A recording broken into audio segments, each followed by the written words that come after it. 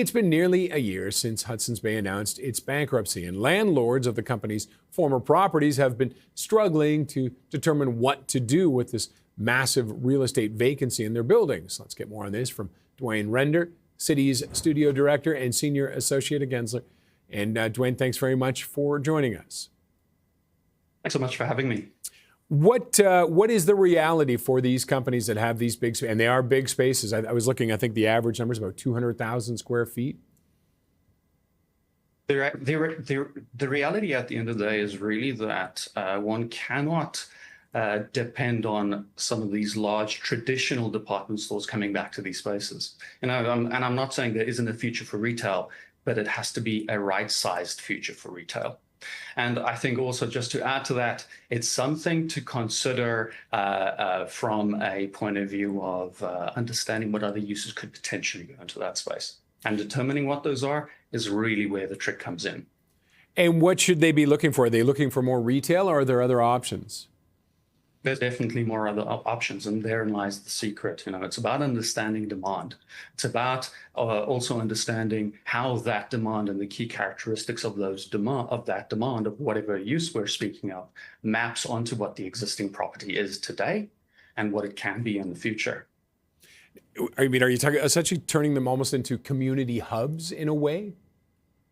It could be it could be a lot of different things. Let's run through one potential scenario. If you look at demand on the one side, look at various different uses, what does the market need at the moment? Absolutely, housing is one, but affordability on the other side is a problem. How do you make the numbers work? How do you make it work financially? That's a problem. That's an issue. One other thing that comes to mind is the boom in data centers. Is there maybe a potential for a portion of building to become another use such as that? Obviously, power demand and everything else is required. But what I'm getting at is really to dig into the numbers, dig into the data, the demand, and then marry that up to the existing building and the existing uses. For example, if we speak about Hudson's Bay, could the deep spaces be some sort of less exterior facing use, like a data center? Could we then also introduce retail at street level in order to activate the streets, bring vibrancy and activity back to the city? Why? Because that impacts safety, impacts value, and all sorts of different city level characteristics. But then also, very importantly, understand what can happen to the property in the long term in order to maximize long-term value and potential. So could you in future even densify the site, add potentially office, hotel uses, and so on into this type of property in order to continue to grow and meet different market demands? But you can only do that if you really understand what you need to prepare for, what you need to bring to the site today, and then introduce later in time. What should they be looking for? What should they be thinking about? They really need to look for which uses will provide the best return today. Firstly, what does that look like? What does that mean for them? How can that map onto what the existing building is? How can you implement that? And then taking a number of years out into the future, looking at that, what is the absorption? What is the demand for different uses? Other uses look like?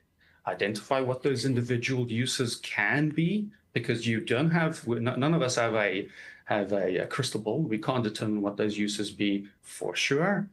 We can muse and we can prepare for potentially office, residential, hotel, or whatever the case is. And then within reason, make provision for those uses.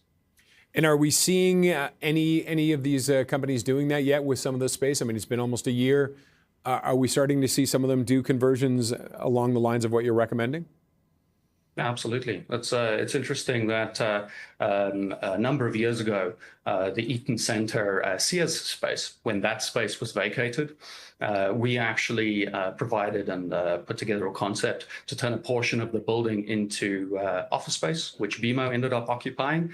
And then more recently, when Nordstrom vacated the space, we actually right-sized, introduced Simons into a portion of the Nordstrom space, and also Italy So that's a very recent example of this type of approach. Over time, understanding what that capability or at least the potential is within a property, and then introduce those uses as the need arises and as the market comes into needing that type of solution. It sounds like, I mean, it sounds a bit of a joke, but it sounds like you have to think outside the box because these are big boxes that give you all kinds of options. The options are almost endless if you look at it that way. Absolutely. The options are endless, but one needs to be realistic in targeting the correct uses. And the correct uses, or the answer at least for targeting the correct uses, comes out of understanding what is needed in the market and then marrying that with the property, be it an existing building, be it a vacant lot, in order to come up with the correct solution. And then final kind of piece to it is when you need to execute, when you need to actually push the button to make that happen. Okay. Duanne, thank you very much for joining us today. We appreciate it. Thank you so much. Duanne Render is City Studio Director and Senior Associate at Gensler.